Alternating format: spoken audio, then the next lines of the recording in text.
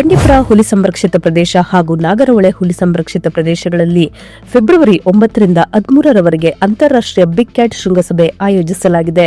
ಕೇಂದ್ರ ಬಜೆಟ್ನಲ್ಲಿ ವಿತ್ತ ಸಚಿವೆ Nirmala Sitharaman global big cat alliance ಯೋಜನೆಯನ್ನ ಘೋಷಿಸಿದ ಬೆನ್ನಲ್ಲೇ ಈ ಮಹತ್ವದ ಶೃಂಗಸಭೆ ನಡೆಯುತ್ತಿರುವುದು ಗಮನಾರ್ಹವಾಗಿದೆ. ಭಾರತ ಸರ್ಕಾರದ ತಾಂತ್ರಿಕ ಮತ್ತು ಆರ್ಥಿಕ ಸಹಕಾರ ಯೋಜನೆಯಡಿ ಆಯೋಜಿಸಿರುವ ಈ ಶೃಂಗಸಭೆ ಚಾಮರಾಜನಗರ ಜಿಲ್ಲೆಯ ಗುಂಡ್ಲುಪೇಟೆ ತಾಲೂಕಿನ ಬಂಡೀಪುರ ಹುಲಿ ಸಂರಕ್ಷಿತ ಪ್ರದೇಶದ ಮಿಲ್ಕಂನಹಳ್ಳಿಯಲ್ಲಿ ಆರಂಭಗೊಂಡಿದೆ.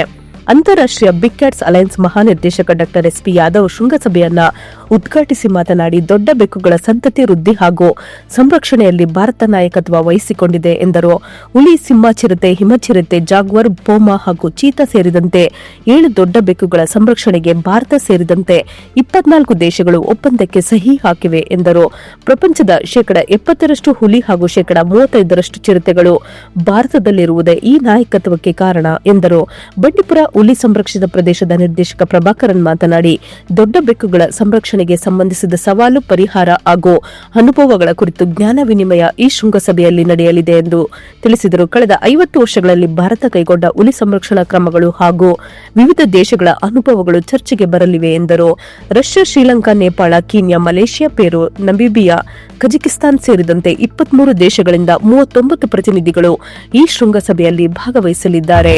ಗುಂಡ್ಲುಪೇಟೆ ಪುರಸಭಾ ವ್ಯಾಪ್ತಿಗೆ ಒಳಪಡುವ ವಾರ್ಡ್ ನಂಬರ್ 15ರ ಸದಸ್ಯರಾದ ಶ್ರೀಮತಿ ನಿರ್ಮಲಾ ಅವರ ವಾರ್ಡ್ನಲ್ಲಿ 2025-26ನೇ ಸಾಲಿನ 15ನೇ ಹಣಕಾಸು ಆಯೋಗದ ಯೋಜನೆಯಡಿ ನಿರ್ಮಾಣವಾಗುತ್ತಿರುವ ಡೆಕ್ ಕಾಮಗಾರಿಯನ್ನ ಪರಿಶೀಲಿಸಲಾಯಿತು. ಕಾಮಗಾರಿಯ ಮೇಲುಸ್ತುವಾರಿ ವಹಿಸಿಕೊಂಡಿರುವ ಜೆಇ ಮಂಜುನಾಥ್ ಅವರೊಂದಿಗೆ ಜಂಟಿಯಾಗಿ ಪರಿಶೀಲನೆ ನಡೆಸಿದ ವಾರ್ಡ್ ಸದಸ್ಯರು ಕಾಮಗಾರಿಯ ಗುಣಮಟ್ಟ, ಬಳಸಲಾಗುತ್ತಿರುವ ಸಾಮಗ್ರಿ ಹಾಗೂ ನಿರ್ಮಾಣ ಪ್ರಗತಿಯ ಬಗ್ಗೆ ಸಮಗ್ರ ಪರಿಶೀಲನೆ ನಡೆಸಿದರು. ಈ ವೇಳೆ ಕಾಮಗಾರಿ ನಿಗದಿತ ಮಾನದಂಡಗಳಂತೆ ಗುಣಮಟ್ಟದಿಂದ ನಡೆಯಬೇಕು ಎಂದರು.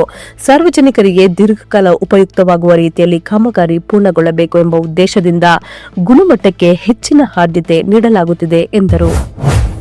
ಗುಂಡ್ಲುಪೇಟೆ ತಾಲೂಕಿನ ಸರ್ಕಾರಿ ಹಿರಿಯ ಪ್ರಾಥಮಿಕ ಶಾಲೆ ದೇಶಿಪುರದಲ್ಲಿ ಅಗತಗೌಡನಹಳ್ಳಿ ಕ್ಲಸ್ಟರ್ ಮಟ್ಟದ ಎಫ್ಎಲ್ಎನ್ ಕಲಿಕಾ ಹಬ್ಬವನ್ನು ಆಯೋಜಿಸಲಾಗಿತ್ತು. ಕಾರ್ಯಕ್ರಮದಲ್ಲಿ ಮಾತನಾಡಿದ ಮೈಸೂರು ಸಿಟಿ ಪ್ರಾಚಾರ್ಯರಾದ ಲಕ್ಷ್ಮೀಪತಿ ಅವರು, ಕಲಿಕಾ ಹಬ್ಬವು ಮಕ್ಕಳಲ್ಲಿರುವ ಸೃಜನಶೀಲತೆ, ಓದು ಬರಹ ಮತ್ತು ಸಂಖ್ಯಾಜ್ಞಾನವನ್ನು ಬೆಳೆಸುವ ಉತ್ತಮ ಕಾರ್ಯಕ್ರಮವಾಗಿದೆ ಎಂದರು. ಮಕ್ಕಳು ಪ್ರಾಥಮಿಕ ಹಂತದಲ್ಲಿಯೇ ಸರಿಯಾಗಿ ಓದಲು, ಬರೆಯಲು ಹಾಗೂ ಲೆಕ್ಕ ಹಾಕಲು ಕಲಿತರೆ ಮುಂದಿನ ಶಿಕ್ಷಣ ಸುಲಭವಾಗುತ್ತದೆ. ಈ ಕಾರಣದಿಂದ ಸರ್ಕಾರ ಹಾಗೂ ಶಿಕ್ಷಣ ಇಲಾಖೆ ಎಫ್ಎಲ್ಎನ್ ಕಾರ್ಯಕ್ರಮವನ್ನು ನಡೆಸುತ್ತಿದೆ ಎಂದರು.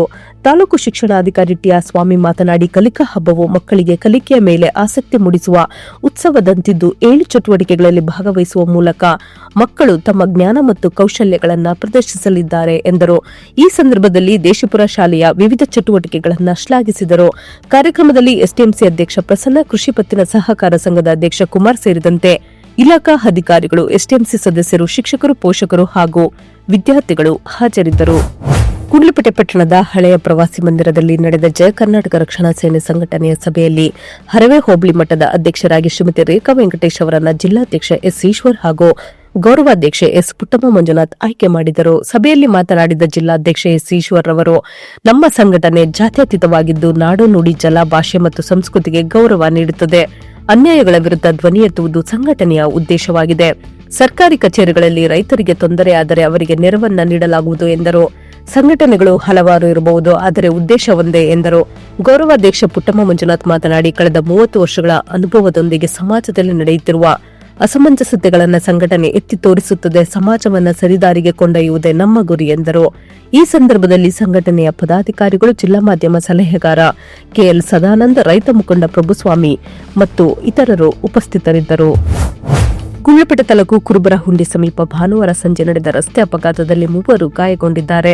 ಬೇಗೂರು ಕಡೆಯಿಂದ ಹೆಡಿಯಾಲ ಕಡೆಗೆ ಬೈಕ್ನಲ್ಲಿ ತೆರಳುತ್ತಿದ್ದ ವೇಳೆ ಚಾಲಕನ ನಿಯಂತ್ರಣ ತಪ್ಪಿದ ಪರಿಣಾಮ ಬೈಕ್ ರಸ್ತೆ ಬದಿಯ ವಿದ್ಯುತ್ ಕಂಬಕ್ಕೆ ಡಿಕ್ಕಿ ಹೊಡೆದಿದೆ. ಅಪಘಾತದಲ್ಲಿ ದೊಡ್ಡಬರಗಿ ಗ್ರಾಮದ ಗೋವಿಂದರಾಜು, ಬಂಕಳಿ ಗ್ರಾಮದ ಸೋಮೇಶ್ ಹಾಗೂ ಲೋಕೇಶ್ ಗಾಯಗೊಂಡಿದ್ದಾರೆ.